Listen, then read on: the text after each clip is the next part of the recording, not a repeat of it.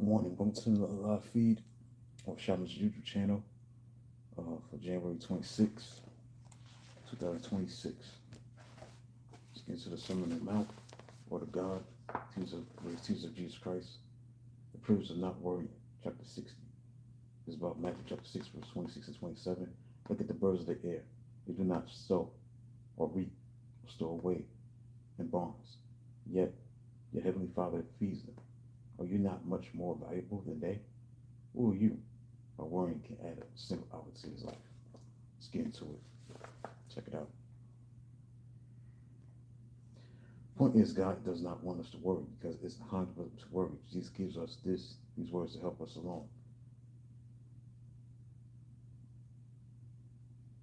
He's on our side, not against us.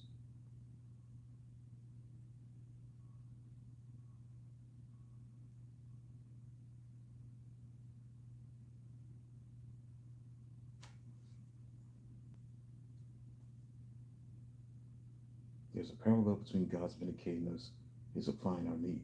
Never forget, vindication is what God does best. He doesn't want our help.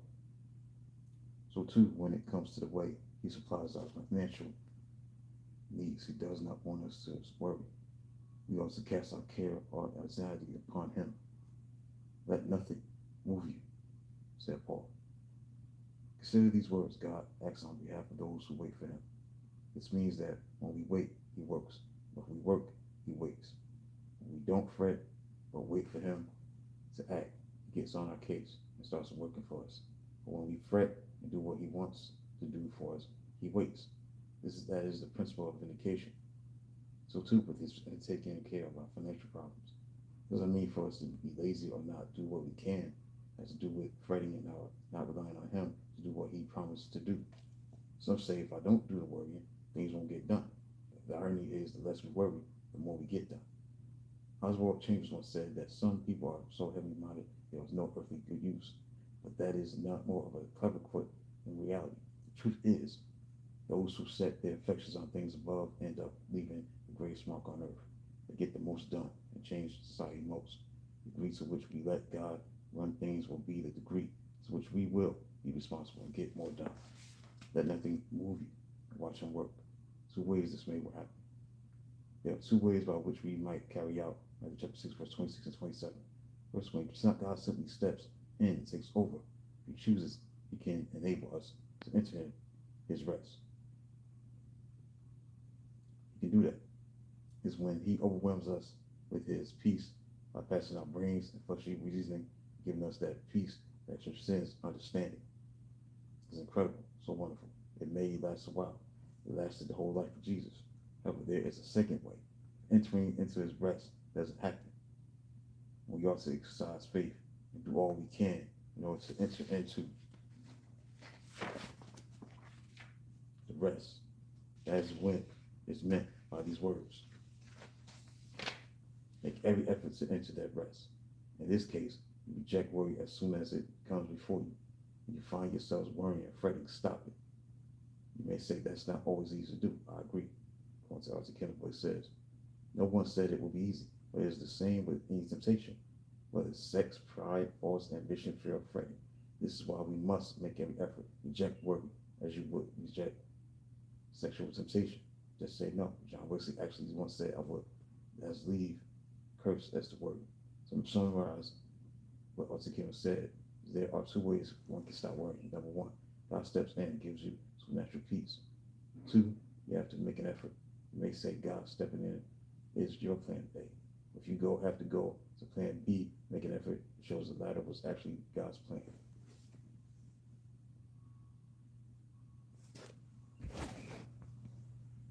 God's plan. God's plan A. It is a privilege not to worry. Well, I call it a privilege not to worry because privilege means a special right, advantage granted to a person or group. There are those born into privilege, a phrase often heard in England, mainly meaning those belonging to the upper class of society, especially aristocracy. People like this have a head start regarding a good education, getting the better jobs. So why is it a privilege not to work? Consider what is offered in these verses in Matthew chapter 6. Verse 26 and 27. It's something that the privilege of the world, whether aristocracy, royalty, or the super rich, would give almost anything to have peace of mind. He's offering a lifestyle, comparing it to the birds of the air. The greatest English poets would write odes to birds like a skylark, as if ever recovering their carefree freedom. That is what Jesus is talking about. He wants precisely that for us. It is an offer because we are children of God. One of the greatest benefits of being a Christian, perhaps the best, least joy, is that we are offered the privilege of not worrying. It is because God Himself tells us we shouldn't. Look at the birds of the air. They do not sow or reap or store away in barns, yet your Heavenly Father feeds them.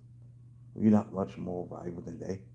You are offered this fringe benefit, not worrying about our essential needs. We know we are in the hands of a loving, sovereign Creator, God and Father.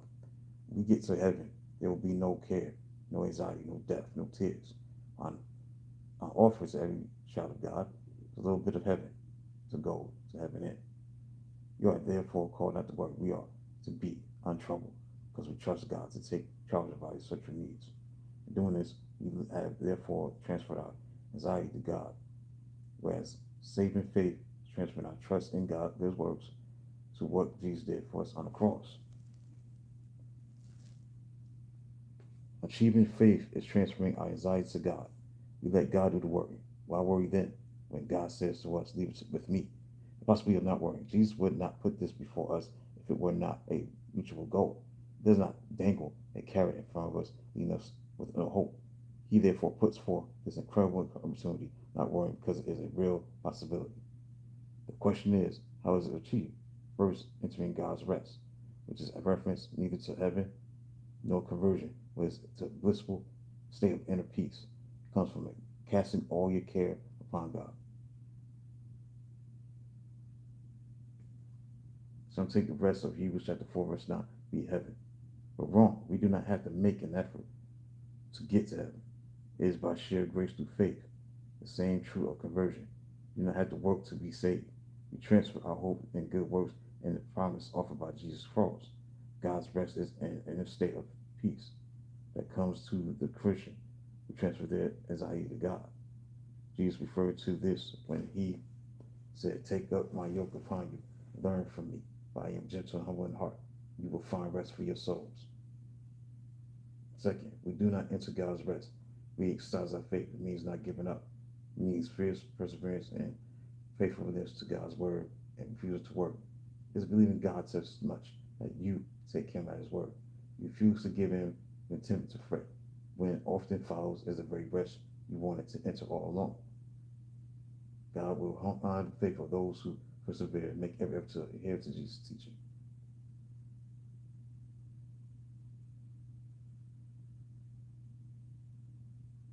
Promise by definition means a statement on which reasoning is based. The premise is God takes the responsibility of worrying for us. Jesus reasoned, is not life more important than food? The body more important than clothes? This is Jesus' reminder that God made us. He gave us life, wants to keep us alive. He did not bring us into the world to be kept unfed and unclothed. So when He tells us that life and our bodies are more important than food and clothing, we also include that God takes responsibility for our having these things. You have to eat in order to live. He will provide food.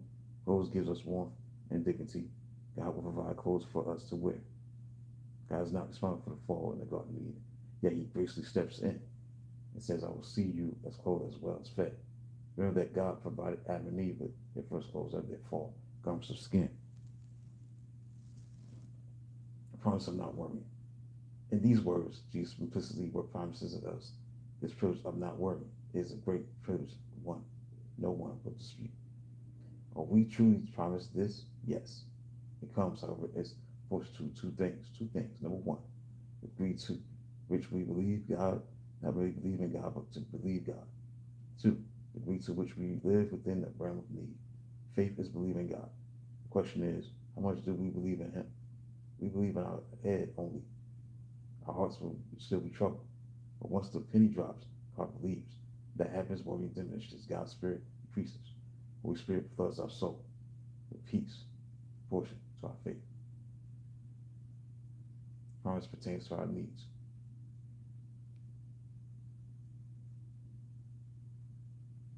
God's promised to supply the need. According to Philippians chapter 4, verse 19. So, there are some elementary lessons in economics that we might be reminded of. In ascending order, there are needs, comforts, and luxuries. Jesus, therefore, is not talking about you having Caribbean holidays and five-star hotels.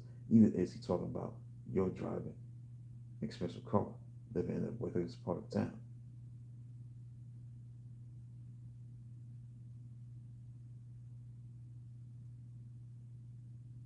When it comes to needs, we are talking about food, shelter, and clothing. What Jesus is referring to in this Sermon of the Mount pertains to our needs.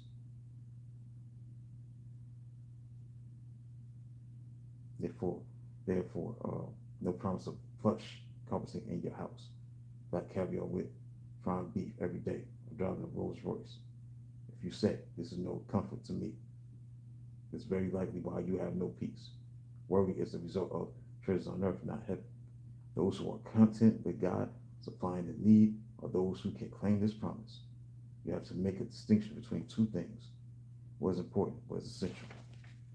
And it's the latter Jesus speaks to. What is important is food. What is essential is your life. So God promised that we will have food to eat and live. Hopes to protect us from the cold and dignity.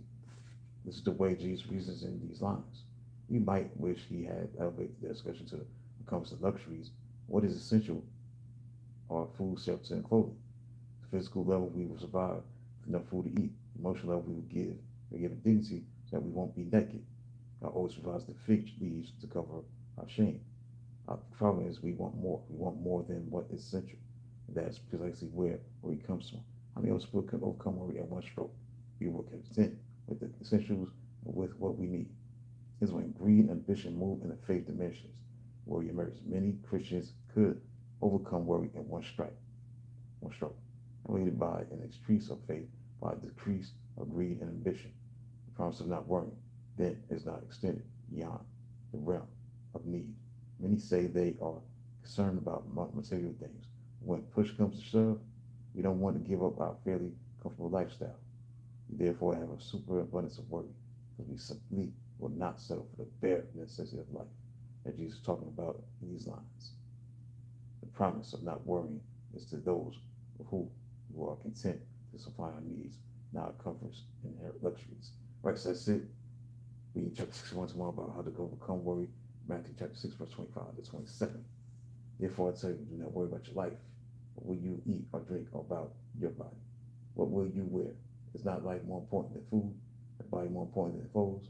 Look at the birds of the air. They do not sow or reap or store away in barns. Yet your heavenly Father feeds them. Are you not so much more valuable than they? Who of you by worrying can add a single hour to his life?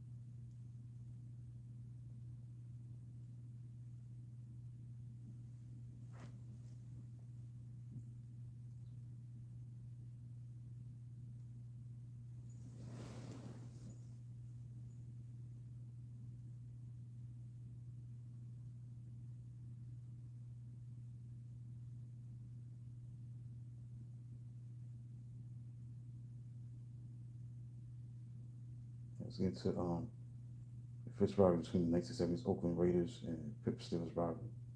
Like Senior Stars, Chapter 7 says, from Soldier Field in Chicago, Illinois, the College All-Stars versus National Football League champion Pittsburgh Steelers in the 42nd College Football All-Star Game. Hello, everybody. I'm Keith Jackson. ABC's famous play-by-play announcer was flanked by Hall of Famer Bud Wilkinson, who had played and coached in a College All-Star Game, All-Star Series, and Howard Cosell, whom Jackson introduced as the star of Monday Night Football. Dressing Monday Night Football's iconic yellow blazers, Jackson, Wilkinson, and Cosell settled in the booth overlooking the playing field, made slick by a pre-game downfall. Jackson noted that while the collegians would love to beat the professional champions. The mere thought of such an occurrence was enough to make Steelers deceptive. Wilkinson, who coached one of the college football's great dynasties, University of Oklahoma in the 1950s, put forth a case for such an upset. All-Stars wearing the traditional white helmets, white pants, white military with red stars on the shoulders. We're fortunate to have USC legend John McCain as head coach, Nixon said. The rousing rendition of USC Notre Dame fight songs from the Collegiate Band on Phil framed its comments on this August 1st night. Wilkinson opened that the college collegians enjoyed an edge of Pittsburgh and special teams play. Cosell scoffed at the notion of Steelers today are an awesome football team with a magnificent offensive defensive balance. Classic Cosell speak with housing pause for dramatic emphasis. I would proceed to tell it like it is. This is a super football team. They should be able to win about as they please. Cosell and Wilkinson were in fact both correct. The latter had been a player in All-Stars' first win over the NFL champions in 1937. Legions defeating Curly Lambeau's Green Bay Packers 6-0. The Pros led the series 29-9-2. But as recently as 1971, the Super Bowl champion, Coach Costa had only beat the Cleveland by 24-17. In 69, Broadway Joe Lane from the New York Jets barely survived the Stars 26-24 after the game was shaking the information that the Legions had scared him. All-Stars' most recent victory came in 1963 against Vince Lombardi, the two-time reigning NFL champion Green Bay Packers. The defeat mortified the municipal Vince, who meant that football fans would forever remember his Packers' embarrassing loss. Played every August but one from 1934 to 1976, college All-Star game served as the traditional kickoff to the professional college football campaigns. The game was a creation of former Chicago sports editor Arch Ward, who had also been the primary force on Major League Baseball's All-Star game. Both classes were conceived during the Great Depression because that could raise money as well as exert itself since it was struggling to maintain hope and confidence. Originally benefiting Chicago area charities, the college All-Star game was annually played at Soldier Field, with exceptions being in 1943-44 when it was held at Northwestern University's Dyche Stadium in Evanston. The games featured pro and college legends, Hall of Famers, and even a future U.S. President, Gerald Ford, University of Michigan graduate, was a member of the 1935 All-Star squad that bowed to the Chicago Bears 5-0. Wolf, who founded the All-American football conference that served as direct competition to the NFL 1946-1949, attempted to have the AAFC's champion Cleveland Browns meet the college All-Star in August 1949.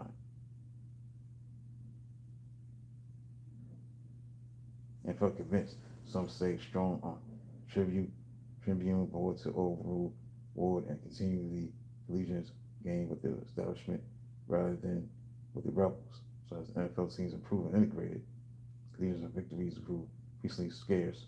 In 1950-1973, the All-Stars won just 4 of 24 games. Steelers coach Chuck Noll was familiar with the ups and downs of the college All-Star game, having played in it twice for the Browns. In 1955, the Browns dropped 30-27 decision. 56 Cleveland exacted revenge with 26-9 victory. So wearing the white jerseys and gold pants they wore 8 months early for Super Bowl IX in New Orleans. Still the starting lineup for the game against the All-Stars was almost identical to the one they had fielded against NFC champion Minnesota. The major differences were at wide receiver, with Frank Lewis and Ron Shanklin started for Lynn Swan and John Stallworth.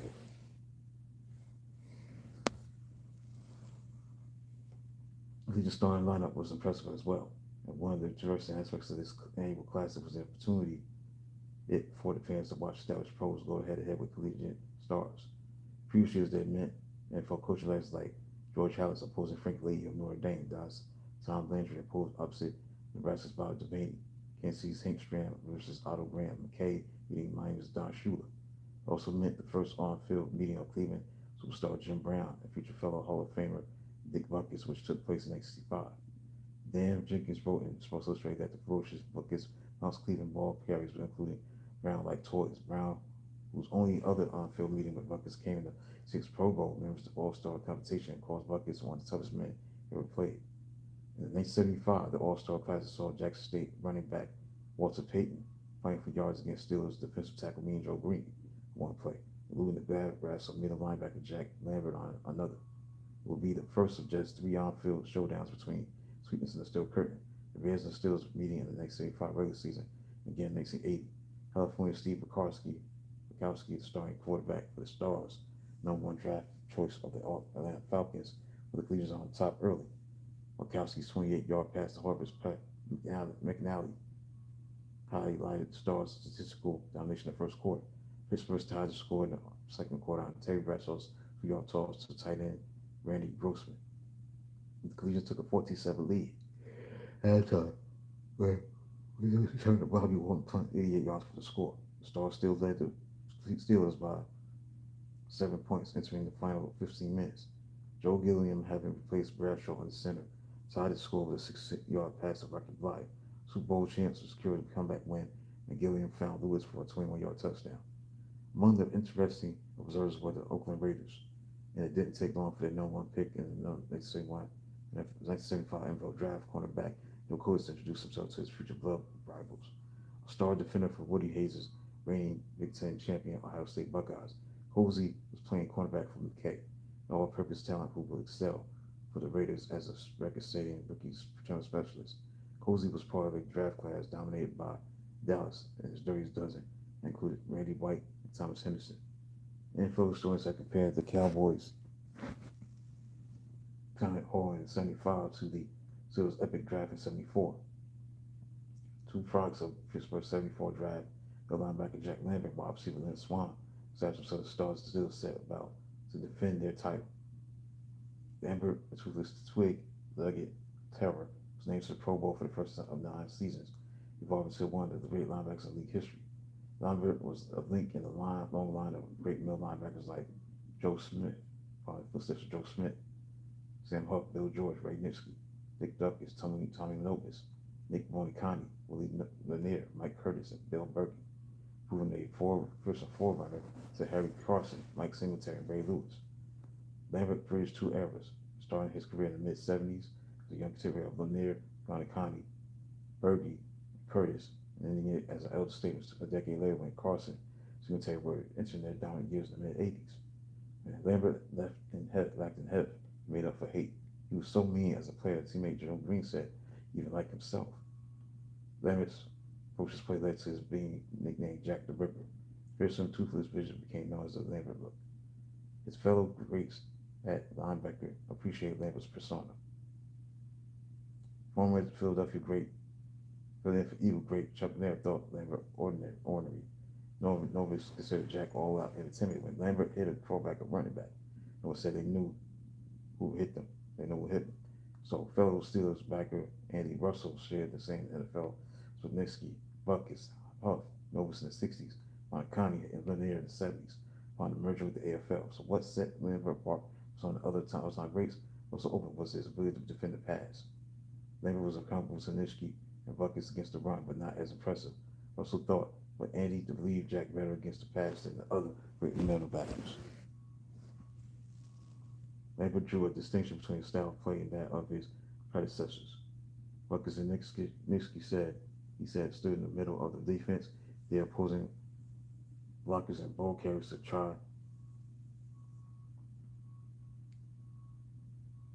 to knock them down because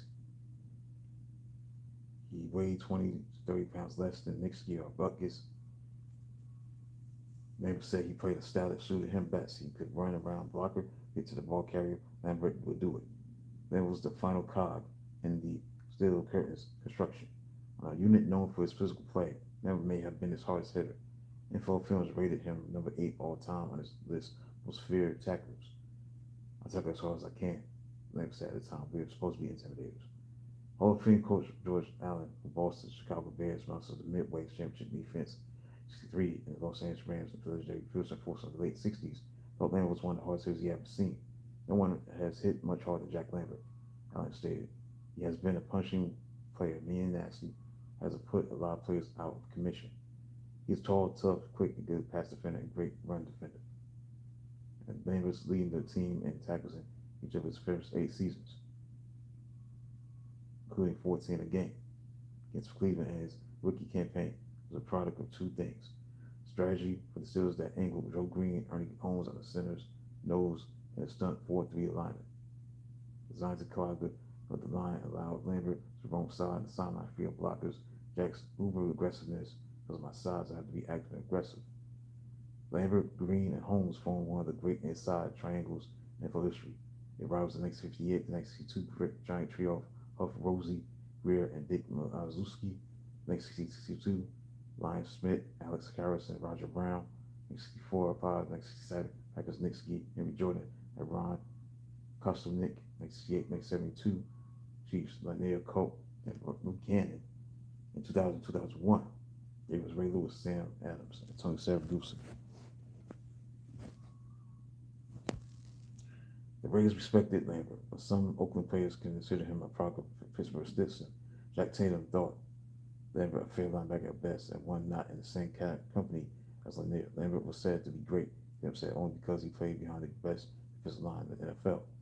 By 1976, Lambert would earn the first of two NFL Defensive Player of the Year honors. In 1977, he was named a Steelers captain, flanked by fellow future Pro Football Hall of Famer Jack Ham on the left, veteran All-Pro Russell on the right. Lambert was the linchpin of a unit that Allen called one of the greatest set of linebackers ever. From the start of the Super Bowl era, one of the similarities shared by championship teams late in the linebacker units in Super Bowls 1 and 2. The Packers dominated their AFL counterparts in part because of the one great linebacker trios in history: Hal Freeman, Niski, and Dave Robinson, and All-Pro Leroy Caffey.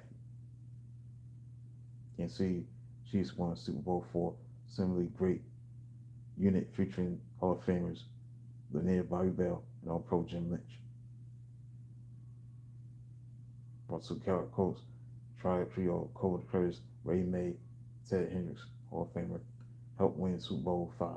Doomsday Demons by Dallas held Miami to a Super Bowl low 3 points in Super Bowl 6.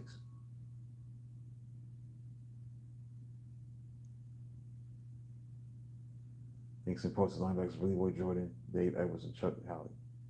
The Dolphins won Super Bowl 7, Super Bowl 8 with linebacker unit fronted by Hall of Fame Bonnie Kane.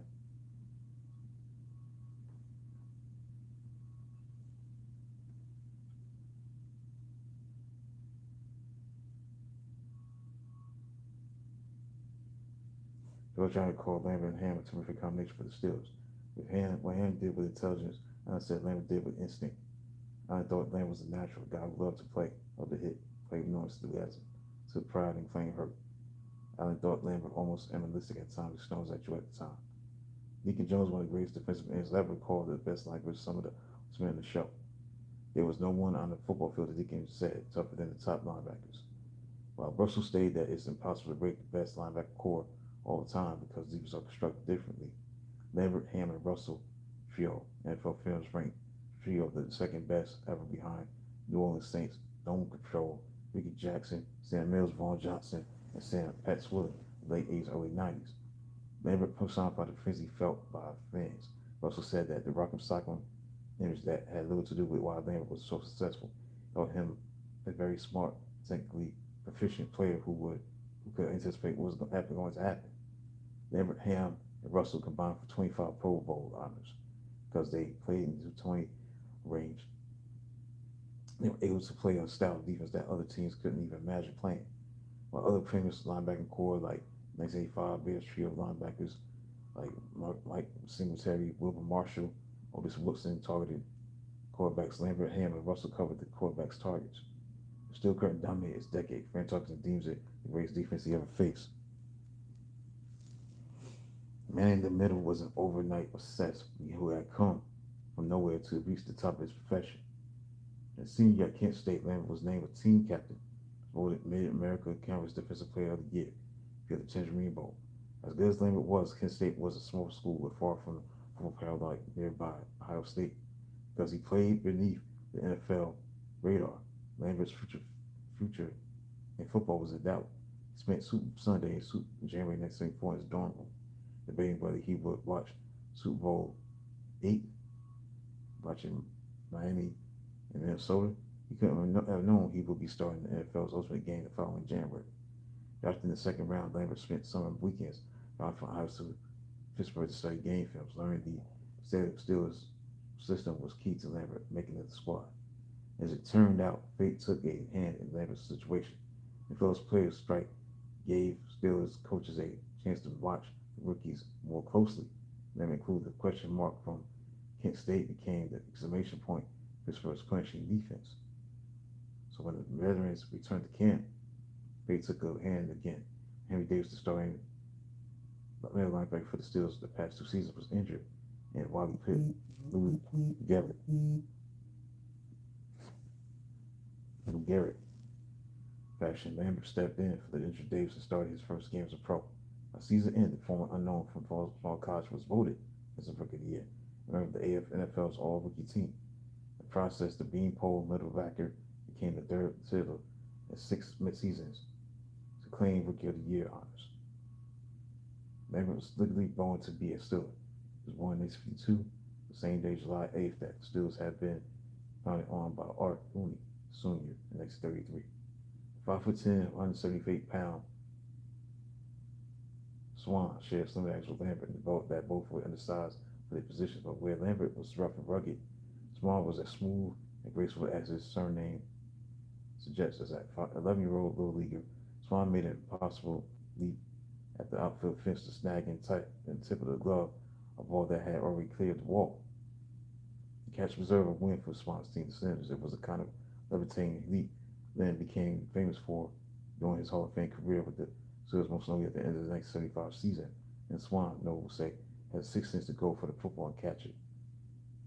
Obviously says, tells about how Swan's like a pair of catches, really twist his body into S curves at the height of his leap. Could be traced to his mother's insistence that his child would be more about sports.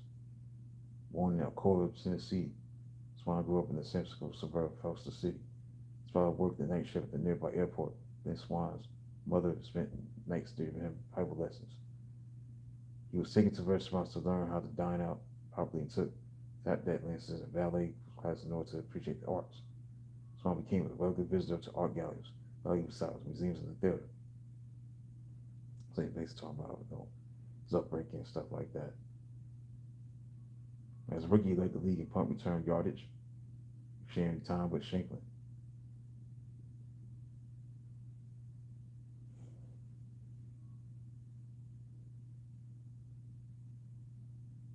'74 season, he had 11 tackles for two touchdowns in 12 games he played in. So '75, special receivers coach Lionel Taylor, former AFL star, had a way of testing players' concentration reflexes. So Taylor would hold a small tube in the course of a conversation with the player, drop the tube. Most players would make a desperate grab but miss catching the tube. Swan snagged it virtually every time.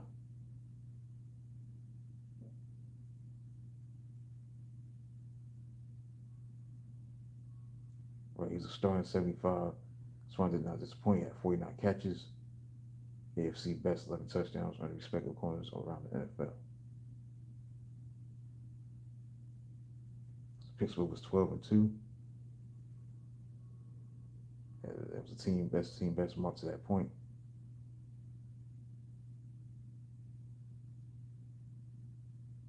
One of Swan's leading tournaments was Jack Tatum. Considered Swan a superb athlete, admires the grace and quickness and speed of Swan, as well as the fact that Lynn could catch the ball like few, if any, receivers could. Tatum played against several Hall of Fame receivers, including Paul Warfield, whom Tatum held in the highest esteem. Tatum credited Swan for understanding that self-preservation is an important part of football. Tatum said he practiced it himself when it came to comforting Earl Campbell and Larry Zunk in the open field.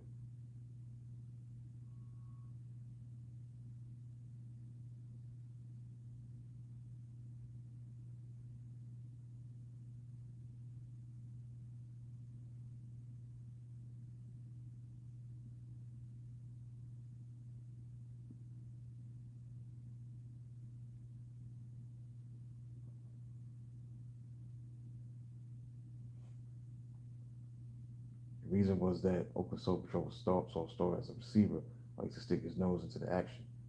Swan and Starr have played together for 9 seasons. Sword is a for heights, reserved for only the greatest receiving duos. Fred Litnikov, Cliff Branch, Jerry Rice, John Taylor, Terrell Owens, Dante Lavelli, Max Speedy, Tom Fears, Edward Hurst, John Jefferson, Charlie Joyner, Don Mayer, and George Sawyer. His was a power running team for the first 4 years of their career. Started in Swan, their numbers wasn't as impressive as Andre Reed and Johnny Lofton of the K-Gun offense of Buffalo, Minnesota's Randy Moss, Chris Carter, or the tandem of Toby Holt and Isaac Bruce on the St. Louis Rams' greatest star on turf. It's possible to watch Super Bowl highlights and see Swan and Stover making Raptors game-winning catches. In their prime, Swan and Stover provided Pittsburgh a 1-2 punch that rivaled only by the Raiders' Biletnikoff and Branch. That Swan or Stover would have given so as a go-to guy. To have both give them one of the all-time great receiver duos. Mike Haynes, a Hall of Fame cornerback with the New England Patriots in the 70s and 80s and the 80s of the Raiders, said he would have no trouble calling Swan and Stover the greatest duo.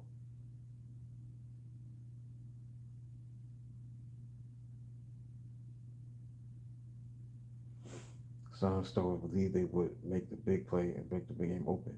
Swan was named Super Bowl MVP in Super Bowl 10, so holds postseason Super Bowl receiving records. Chris Carter appreciates Swan's ability to play the game around Stover as a solid assassin was an integral part of success for the Steelers. Dynamic duo though they were, Swan and Stover had contrasting backgrounds, personalities, and styles. They competed with against one another. Swan and Stover both wanted playing time. Both wanted to be primary targets. Swan started for the 1972 USC Trojans, one of the great teams in college football history. So it set receiving records for the much smaller Alabama A&M. Both wore number 22 in college. Were both drafted in 1974 as the reserve receiving tandem. Stover and Swan entered the game and went in together. Swan became the provincial call for the NFL. He also became the target of rival Raiders. With Tatum and George Jackson learned of Swan studying ballet and dance, he could be intimidated. They went after him.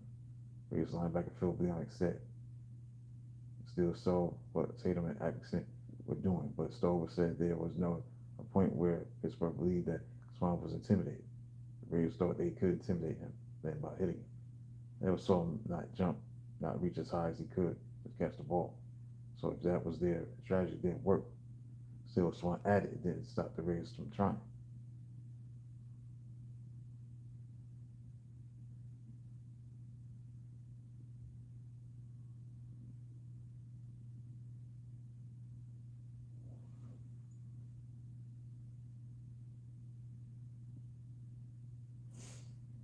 See, I'm gonna finish real quick, man. Basically, the rest of this chapter, man, is talking about the 75 team, man.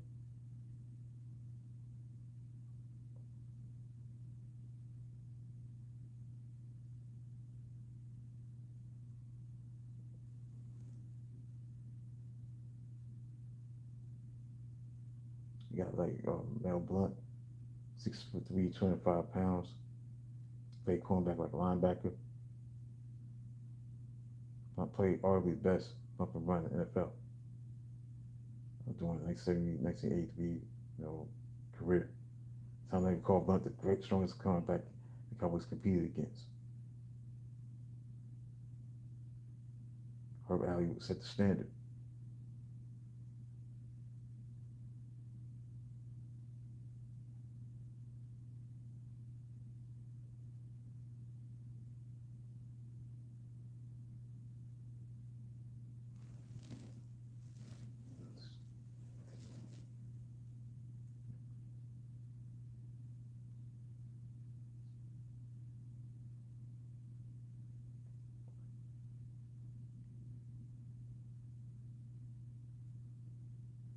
Blount had legendary duels with speaks to Cliff Branch.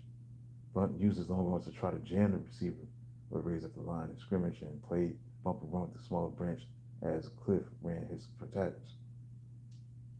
If Branch got free, Branch used his great hosing speed to try to prevent a big game.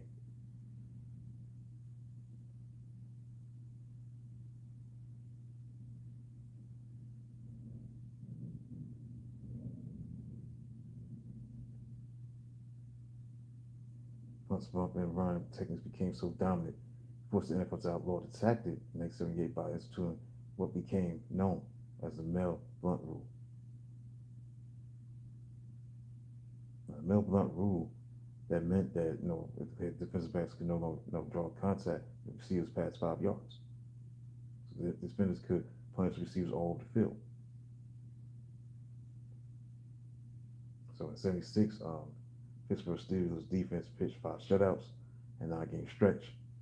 The Mel Blunt rule changed the face of the NFL football and opened up the game led to the making of the modern NFL. So you had the Chargers that led to the Chargers air Coryell offense that followed in 1979, the West Coast offense in 1981, Dan Marino's record-setting season in 1984. Dan Marino and fellow quarterbacks Dan Fouts, Mike Staubach, Joe Montana, John Elway made the most of the Mel Blunt rule, filled the air with footballs. So it was one more those benefiting from the Blunt rule as Rashad Swan Staubach combined to help fuel the next 78-79 Super Bowl championship teams.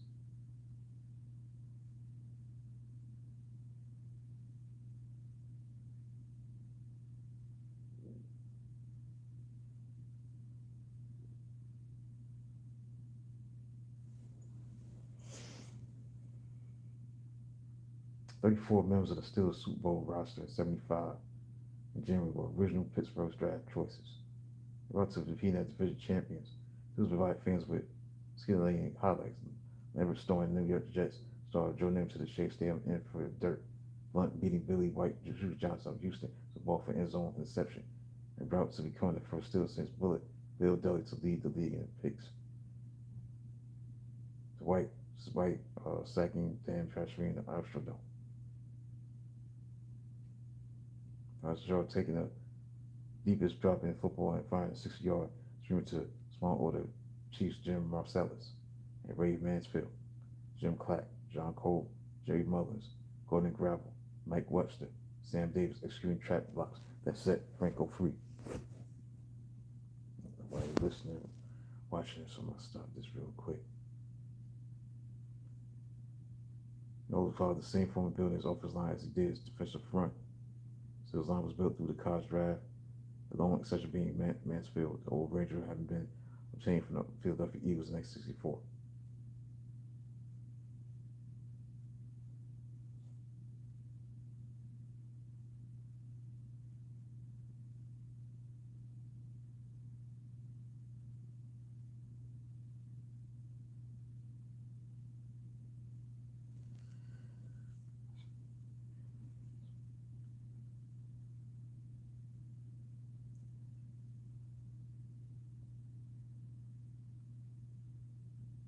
The Raiders romped through the West with a lead record.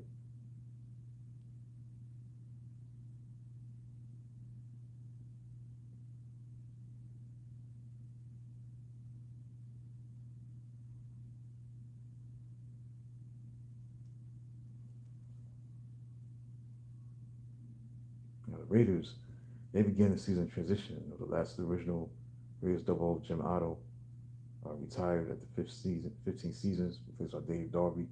So they won the season on Monday Night Football against the Miami Dolphins. Tuesday saw the Raiders snapped the Dolphins' regular season winning streak at 16, or winning streak at 18 games. The 12-7 decision. Oakland ended another Miami win streak in the 75 season opener, dealing the Dolphins a 31-21 defeat that snapped the run of consecutive victories in the Orange Bowl at 31. Because their baseball counterparts in the Coliseum, the three-time World Series champion A's were in the playoffs for the 5th straight season. The Raiders played their first 5 games on the road. John Madden's outfit faced other challenges besides being road warriors. Otto's retirement and quarterback Kenny Stable's knee strain helped the offense, but the death of the Raiders was really apparent at running back. Madden would call on Pete Van Zach, Mark Van Egan, Clarence Davis, Jess Phillips, and Marv Hubbard. Short-handed Fred Carver and Cliff Branch complemented each other at wide receiver. Offensive line featured Gene Upshaw and Art Shell. Nell Kilsey was a spark on the return specialist, led the league in return yardage, setting the NFL record in the process. Also, they had outside linebacker Ted Hendricks.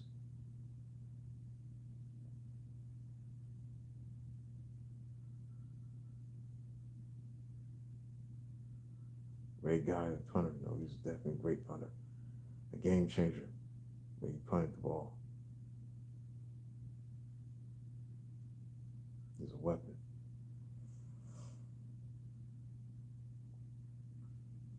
He's a great punter.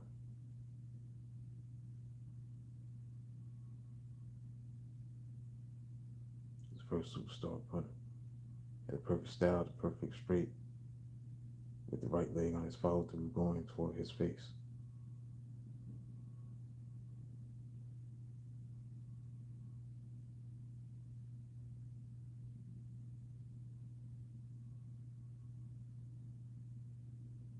And talk about Jack Tatum and his defense of the Raiders. Jack Tatum was a Pro Bowler for the third straight season, 1975. He grew up in rough Passaic, New Jersey. Tatum didn't begin playing organized football until high school.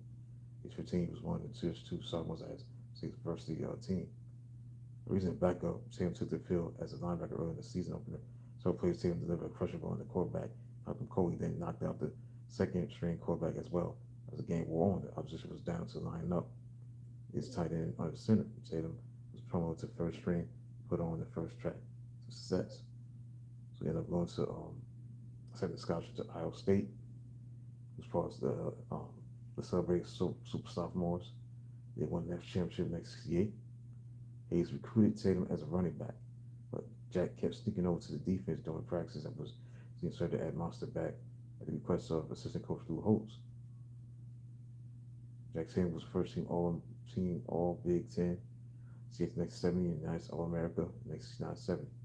He was the best defensive player in 1970 in college football. His years starting for the Buckeyes. Ohio State, they were 27-2, and just missed winning 3 straight national championships. Tatum was a hammer. Hayes said Tatum could hit an opponent so hard it would lift both feet off the ground. Because the Buckeyes always played him to the open side of the field when it chose to run away from Tatum.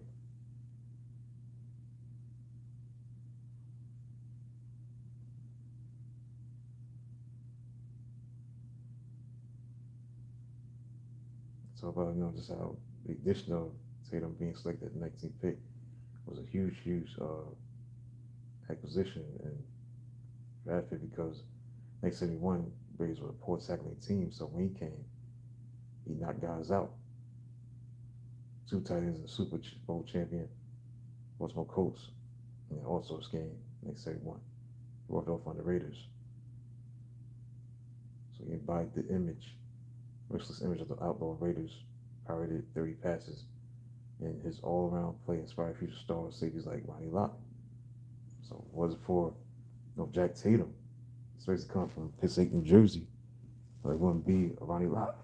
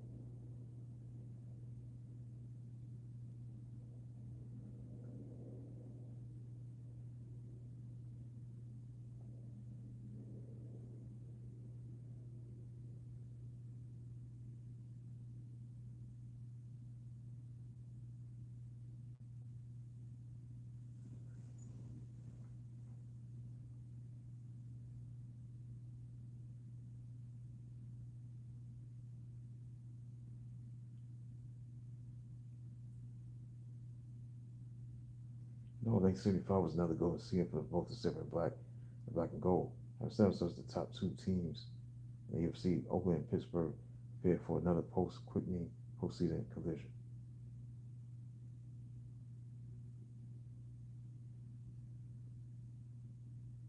Okay, so we'll stop right there. So, we continue on with tomorrow, chapter 8 of Ice and Mint. We'll talk about the 75 playoffs, the postseason. And that's it. I think some other stuff, Super Bowl and all that, should be cool. Like I said, I'm going to reveal everything, but basically going to be starting with the playoffs.